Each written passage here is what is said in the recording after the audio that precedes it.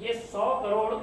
के ऊपर जा रहा है, 105 करोड़ के करीब ये आ रहा है। गिनी पड़ी हालत के अंदर हम बोलेंगे कि भाई 100 करोड़ भी अगर पकड़ ले तो 100 करोड़ के हिसाब से ये पूरा मामला सामने आया है। इसके लिए वक्फ बोर्ड की जो जमीन है, वो जमीन के बदले में हम आपको ये परमिशन दे रहे हैं, आपने वहां पर क्या कॉम्प्लेक्स बनाने का है आप बनाइए। वक्फ बोर्ड को आपने क्या देना चाहिए, तो वक्फ बोर्ड को कितना पैसा मिला है आप लोगों को सुनकर हैरानी होगी कि वक्फ बोर्ड को टोटल इनके तरफ से कितना पैसा देने का निर्णय लिया गया, तो 6 लाख रुपये। 6 लाख रुपये में से वक्फ बोर्ड को मिलेंगे महज 1.5 लाख रुपये, 1,50,000 रुपये जो उन्होंने दे दिए कैलाश बाफना साहब ने और इनकी पूरी टीम ने, 1.5 लाख रुपये, और 4.5 लाख रुपये मिले डायरेक्ट मुतवल्ली को। यानी कि जिस जमीन के ये 100 करोड़ बना रहे हैं, ये वक्फ की जमीन जो गरीबों की है, यतीमों की है, बेवाओं की है, वक्फ बोर्ड को मिल रहा है 1.5 करोड़। अब मेरी मांगनी ये है, और इस मांगनी के लिए मैंने पिछले तकरीबन 1.5 साल से मैं लगातार इसके लिए फॉलो कर रहा हूँ। मेरे पास पूरे डॉक्यूमेंट्स है। किसी ने कहा कि आप प्रेस कॉन्फ्रेंस ले लेंगे तो वो लोग है तो पूरा मामला डॉक्यूमेंट चेंज कर डालेंगे, टेम्परिंग कर डालेंगे। मेरे पास पूरे ओरिजिनल डॉक्यूमेंट्स हैं। ये मामला जैसे ही हमको पता चला तो मुझे किस तरह का प्रेशर आया है, किन किन लोगों की तरफ से आया है, कौन कौन से धन्ना सेठों ने मुझे फ़ोन कर कर कहा है कि साहब मिल लीजिएगा, एक बात कर लीजिएगा करके, उसमें ये सब हुआ। उसके बावजूद मैंने कल के दिन महाराष्ट्र के गृह मंत्री अनिल देशमुख साहब से एम्बेसडर होटल के अंदर गया, पूरे डॉक्यूमेंट्स लेकर गया, पूरे चीज़ें बताया उनको, और ये बताकर उनको ये कहा कि साहब ये इसके अंदर अगर सिर्फ एक प्रॉपर्टी के अंदर अगर 100 करोड़ रुपये का ये मामला है, इसके अंदर कौन कौन लोग शामिल है, तो महानगर पालिका का जो टाउन प्लानिंग सेक्शन है उनके अधिकारी शामिल है, जो विदाउट ऑब्टेनिंग द एनओसी इनको दे देते हैं, वो लीगल एडवाइज़र उस वक्त जो भी रही होगी वो उसके अंदर शामिल है, और इनको कितना कितना पैसा दिया गया है ये भी मैंने कहीं ना कहीं से निकाला हूँ कि किन किन लोगों को कैसा कैसा बांटा गया है। साथ ही साथ रजिस्ट्री ऑफिस के अंदर ये बंधन कारक होता है, ये कोर्ट ने जजमेंट दो या ना दो, ये एक्ट के हिसाब से अगर कोई भी किसी की भी ज़मीन लेके जाके अगर वहाँ पे अगर रजिस्टर कर देगा, उसमें आपकी खाली ज़मीन पड़ी है, मैंने जाके कहा कि मेरी रजिस्ट्री कर दो, तो कर, आपको जिस किसी की भी ज़मीन है उसकी एनओसी होना पड़ता ज़रूरी है, कंपलसरी है। एक एक रजिस्ट्री के पीछे मुझे जो बताया गया है, रजिस्ट्री ऑफिस के अंदर विदाउट एनओसी के हम रजिस्टर करके देंगे आपको 25-25 लाख रुपये एक एक रजिस्ट्री के पीछे रजिस्ट्री ऑफिस के अंदर दिए गए। और मैं पूरी जिम्मेदारी के साथ ये कह रहा हूँ, 25 लाख रुपये आपने देना,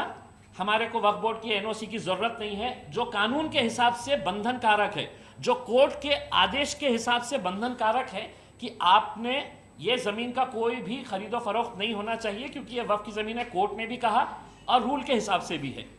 अब आप अंदाजा लगाइएगा कि तकरीबन मेरे हिसाब से एक 80 के करीब शॉप्स वहाँ पे निकले हैं। 25-25 लाख के हिसाब से रजिस्ट्री ऑफिस के जितने भी अधिकारी हैं,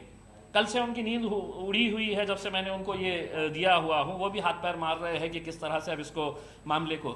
साथ ही साथ जो लैंड रिकॉर्ड ऑफिस है वो लैंड रिकॉर्ड ऑफिस, और सबसे ज़्यादा इसके अंदर अगर कोई दोषी है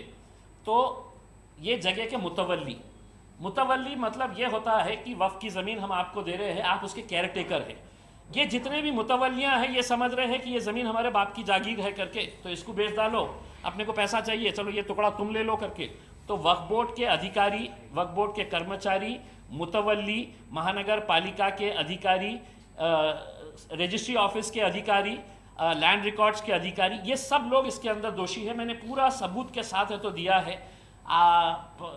गृह मंत्री साहब ने कल ही कमिश्नर साहब को आदेशित किया, उनको बताया कि इसके लिए है तो डिटेल के अंदर छानबीन जा करके इसकी इंक्वायरी करे। अब मुझे मालूम है कि ये लोग कितने धन्ना सेठ है करके, अगर ये सिर्फ एक छोटी सी रजिस्ट्री के लिए 25 लाख रुपये दे सकते हैं तो ये किस लेवल के ऊपर कहाँ कहाँ मैनेज कर सकते हैं ये भी मुझे मालूम है। अब मैं ये बता रहा हूँ, अब ये या तो हमने ये प्रेस कॉन्फ्रेंस ले ले और ख़त्म कर दे मामला, इसके बाद कोई कार्रवाई ही ना हो करके। मैंने इसके अंदर स्पष्ट तौर के ऊपर लिखा है, अगर आप पढ़ेंगे जो निवेदन मैंने दिया हूँ, इसका जालना रोड औरंगाबाद या वक्फ बोर्डाच्या जागेवर अवैधरित्या अतिक्रमण करून बेकायदेशीर व नियमबाह्य बांधकाम करून जवळपास 100 कोटी रुपयांचा महाघोटाळा करणाऱ्यांची व त्यांना प्रत्यक्ष व अप्रत्यक्षरित्या सहकार्य करणाऱ्या सर्व अधिकाऱ्यांविरुद्ध फौजदारी गुन्हे नोंदविण्यात यावे, अन्यथा मी स्वतः खासदार या नात्याने दिनांक 26 फेब्रुवारी 2021 रोजी सामूहिक आमरण उपोषण करणार असून कायदा व सुव्यवस्थेचा प्रश्न निर्माण झाल्यास त्याची सर्वस्वी जबाबदारी प्रशासनाची राहील और मैं अकेले नहीं बैठने वाला हूं। हमने ये तय किए हैं कि कम से कम मेरे साथ 26 फरवरी को 1000 लोग, हम जिलाधिकारी के सामने बड़ा पेंडॉल लगा के 1000 लोग, उसकी नोंदनी हमने करना शुरू कर दिए गए। हम पूरे मराठवाड़ा के लोगों को अलग अलग ज़िले से यहाँ पर बुलाएंगे और 1000 लोग 26 फरवरी से, अगर 26 फरवरी तक इनके ऊपर FIR रजिस्टर नहीं हुई तो हम आमरण उपोषण के ऊपर हम बैठने वाले हैं, क्योंकि हमको मालूम है कि किस लेवल के ऊपर ये कहाँ कहाँ जाकर कैसा कैसा मैनेज कर सकते हैं। मुझे पुलिस कमिश्नर के ऊपर पूरा विश्वास है कि उन्होंने एक अच्छा ऑफिसर डिप्यूट करेंगे और इस मामले के अंदर बहुत ज़्यादा कायदे कानून की जाने की ज़रूरत नहीं है, आपको इंक्वायरी करने की ज़रूरत नहीं है। हमारे साथ अगर उनका इंक्वायरी ऑफिसर 1 घंटे के लिए भी अगर बैठ गए, हमारे वकील साहब के साथ बैठ गए, तो मैं समझता हूँ ये दूध का दूध पानी का पानी हो जाएगा। और ये मामला, अगर आप समझ रहे हैं कि हम सिर्फ यही मामला ले रहे, देखिए दिक्कत हमारे साथ ये हो रही है कि हमने इससे पहले क्रांति चौक की जगह के मामले में हम आवाज़ उठाई, वहाँ पर